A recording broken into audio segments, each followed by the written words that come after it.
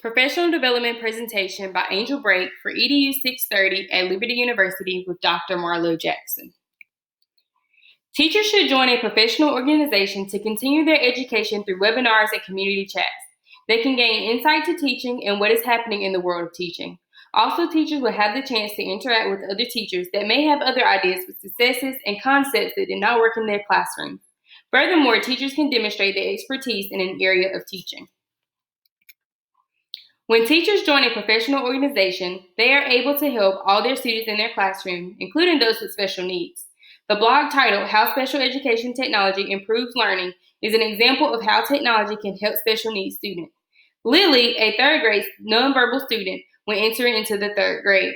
The student was able to join into class just as her classmates when she was given a Samsung Galaxy tablet because of the personalized digital curriculum that was available to her.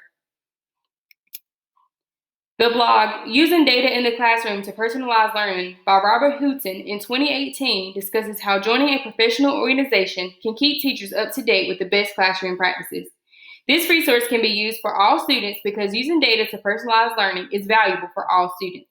This resource discusses how a teacher uses assessment data from a website called Common Link to guide instruction for students in her classroom.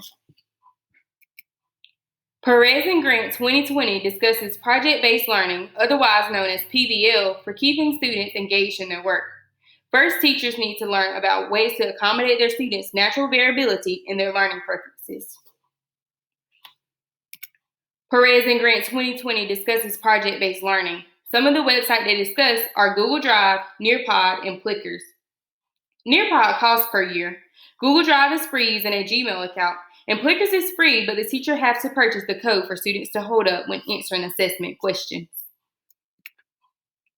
The first session that I chose to look for at the EDUC conference was titled Digitalizing Literacy Tasks for the Primary Classroom. This course was presented by Balami Patel from Palm Springs Unified School District. The focus of this course was for classroom with devices and for all students pre-K through 5.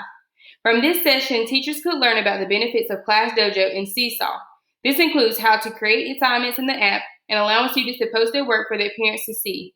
Also, the session covered how to use a QR code reader and teaching students how to scan the QR code for station rotations.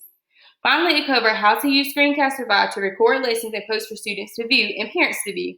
The reason I chose to attend this session was to learn about Dojo because I use it for classroom behavior and wanted to see how else I could use the app. The second session that I chose for the 2019 EDUC conference was titled Student Feedback Inside the Upside Down Classrooms. The presenters were Chip Dolcet and Susan Grafnico, both from the Palmer-McKinnon Central School District. This session gave information on how to engage students in the lesson using technology such as Padlet, ideas boards, and Pinup for the anticipatory set of the lesson to get students engaged. Also, this session discussed how to give personalized feedback to students using websites for student needs. Students could complete the assessment using websites such as Google Keep and Screencastify, and the teacher could post feedback right to them. Finally, this session discussed how the teacher can use websites such as Plickers, Mentimeter, and Poll Everywhere to gather data for formative assessment. The reason I chose this session was to learn about different websites that could be used for formative assessment. Also, to learn about websites that could assist students that need modifications, since I have students in my classroom that could benefit from this. The third session that I visited for the 2019 EDUC conference was using Padlet to collaborate across time and place by Jake Crevez and Nancy Pinchie from Skeet Hill Community School. This session discussed how to use Padlet and each of the features of Padlet. This session also discussed how to add information to Padlet and ideas for how Padlet can be used in the classroom.